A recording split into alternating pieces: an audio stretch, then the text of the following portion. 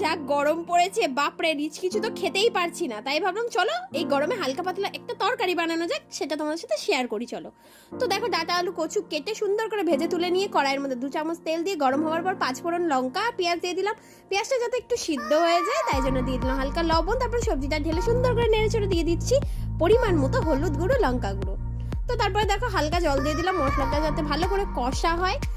তারপরে টমেটো দিয়ে সুন্দর করে নেড়ে চড়ে নিচ্ছি যতক্ষণ না তেল ছাড়ছে, একটু ঢাকা দিয়ে রেখে দেবো। দেখো তেলটা ছেড়ে গেছে, এখন এটার মধ্যে আমি পরিমাণ মতো জল দিয়ে দিলাম সুন্দর করে কষে টষে নিয়ে।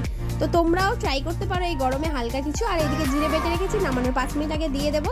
কথা বলতে বলতে এদিকে দেখো আমার তরকারিটা রেডি হয়ে গেছে। আর সরি, জিরেটা দেওয়ার আগে আমি ক্লিপটা নিতে পারিনি। আর এদিকে দেখো তরকারিটা ঢেলে নিয়েছি, তো কেমন হয়েছে অবশ্যই বলো। আর তোমরা কিন্তু এই গরমে ট্রাই করতে পারো।